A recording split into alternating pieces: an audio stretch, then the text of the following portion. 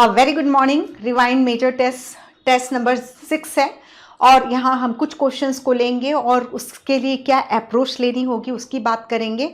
Simple सा है, NEET में बायोलॉजी में टारगेट 360 आउट ऑफ 360 रखिए और इसके लिए आपको क्या करना है, एनसीईआरटी को बहुत अच्छे से समझना है और समझने के बाद एनसीईआरटी को हमें रिवीजन करते जाना है, मल्टीपल टाइम रिवाइज करना है। ठीक है, सो ये टारगेट इजीली अचीवेबल होगा। देन अब यहाँ पर हम क्वेश्चन नंबर 109 लेते हैं। तो question number 109, the number of vertebrae present in cervical, thoracic, lumbar, sacral and coccyx region respectively are.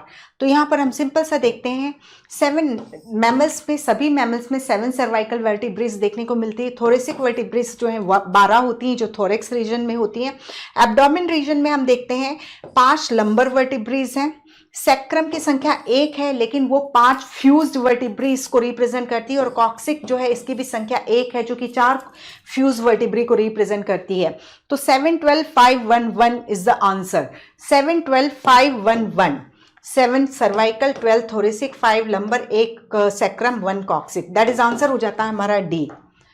अब question number 113, select the letter from the figure that most appropriate correspond to the structure। ठीक है, ये एक जो image है, जो NCERT की image है, ये अपने आप ही में ही सब बहुत सारी चीज़ों को एक्सप्लेन कर देती है। तो हम जब एक स्केलेटल मसल की स्ट्रक्चर देखते हैं तो एक सिंगल मसल फाइबर के अंदर हम इस तरीके से एक्टिन एंड मायोसिन के फिलामेंट्स पैरेलली अरेंज देखते हैं। ठीक है, लॉन्गिट्यूडिनल एक्सिस में वो पैरेलली अरेंज है। अब यहाँ पर हम देखते हैं ए जो है, ए, ठीक है, ये ए जो लिखा हुआ है अल्फाबेट, वो जेड लाइन को शो करता है। ठीक है, ये भी जो है ये भी जेड लाइन है। ओके, ई जो है ये यहां से यहां, तो एक्चुअली ये पूरे इसको रिप्रेजेंट कर रहा है। ई जो है वो ए बैंड को रिप्रेजेंट कर रहा है। तो फर्स्ट नंबर पे ए बैंड लिखा हुआ है, तो A band that is myosin को कौन रिप्रेजेंट कर रहा है, ई अल्फाबेट रिप्रेजेंट कर रहा है। आई बैंड, अब आप देखो आई बैंड कहां पे दिखाई दे रहा है, आई बैंड यानी एक्टिन फिलामेंट। तो आई बैंड जो है दैट इज यहां से यहां तक, ये आई बैंड है। ठीक है, ये आई बैंड है। तो आई बैंड रिप्रेजेंट हो रहा है डी से। सार्कोमियर ये से ये, यानी ये पूरी लाइन इतना एरिया को रिप्रेजेंट कर रही है। 2 कॉन्जिक्यूटिव जेड लाइन जो है वो एक सार्कोमियर को रिप्रेजेंट कर रही है। तो अब आप सिंपल सा यहां पर देखो, ये जो है ये सार्कोमियर को रिप्रेजेंट कर रही है, जो एफ है। ए बैंड हमने ई लिखा था, आई बैंड हमने डी लिखा था, सार्कोमियर जो हो गया वो एफ हो गया।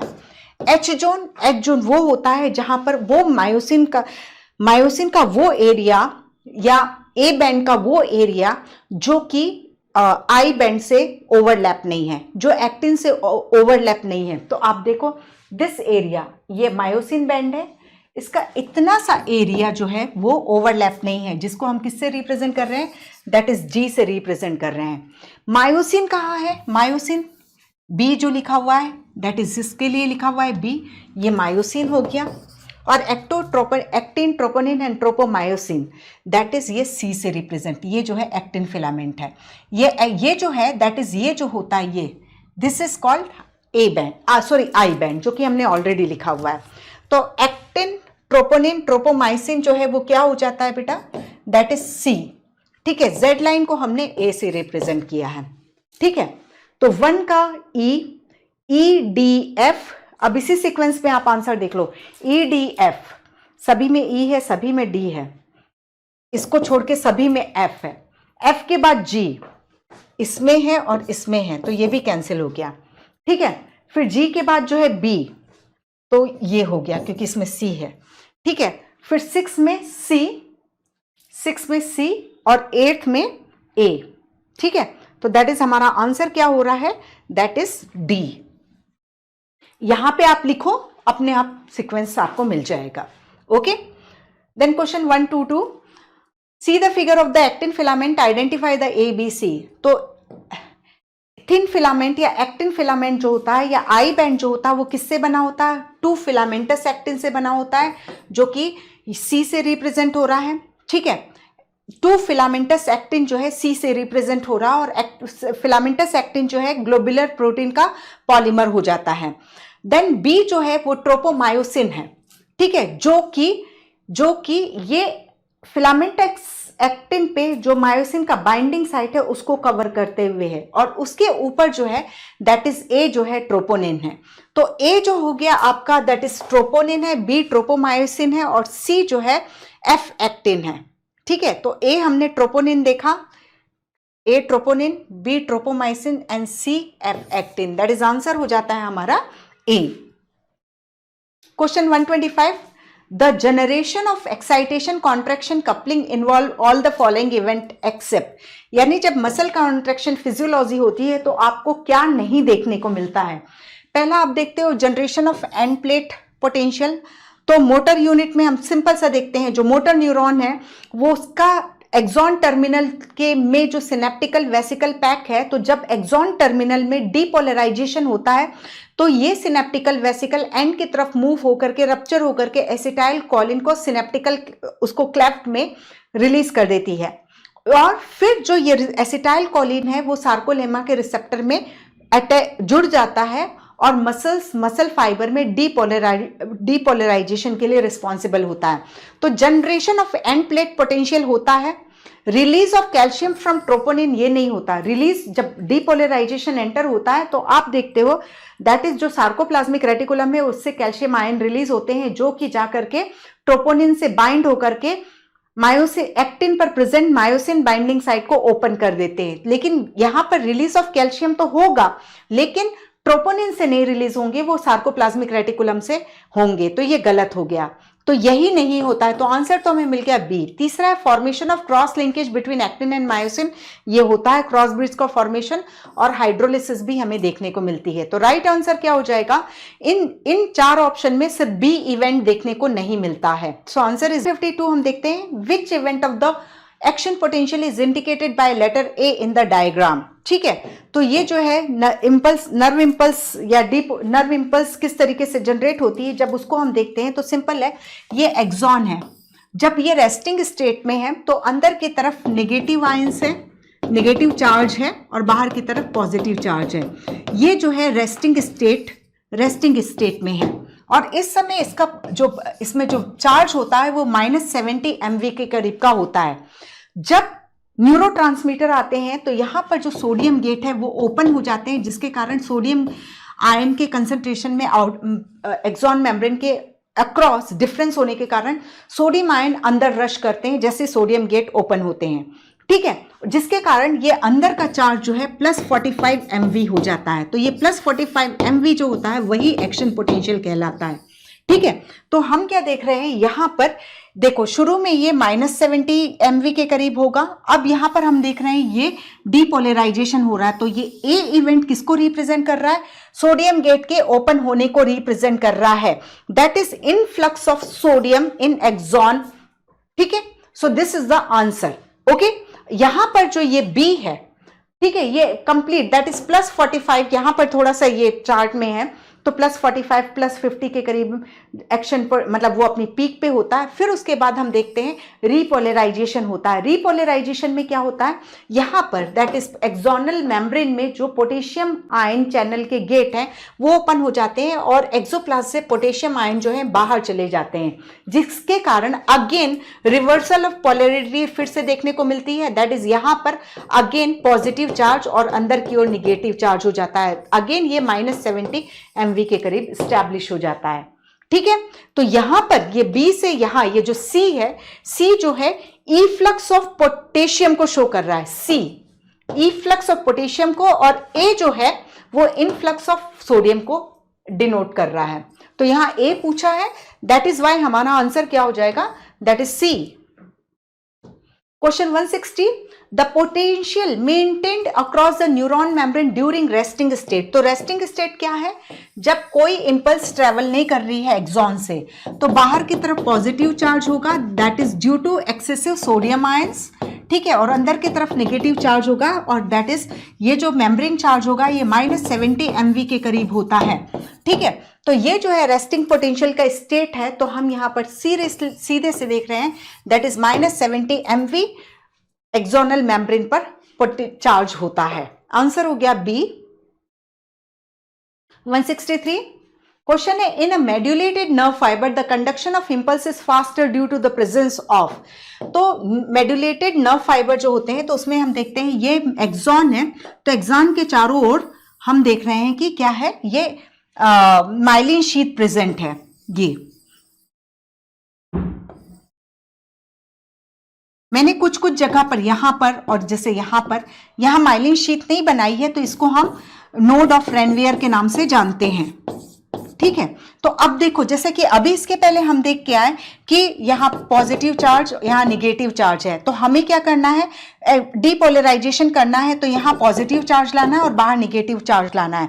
लेकिन ये जो इंसुलेशन है जो कि माइलिन शीथ प्रेजेंट है, तो उसके कारण हम देख रहे हैं कि जो एक्सोनल मेम्ब्रेन है वो सिर्फ नोड ऑफ रेनवियर वाली जगह पे ही ईसीएफ के कांटेक्ट में आती है। ये यहाँ इसका साइटोप्लाज्म और ये, तो इसके कारण क्या होता है, डीपोलराइजेशन यहां से यहां, जहां जहां नोड ऑफ रेनवियर होंगे वहीं होगा, क्योंकि वहीं डीपोलराइजेशन हो पाएगा, क्योंकि वहां पर माइलिन शीथ एब्सेंट है, और माइलिन शीथ एब्सेंट होने के कारण एक्सोनल मेम्ब्रेन जो है ECF that is extra cellular fluid के कांटेक्ट में है।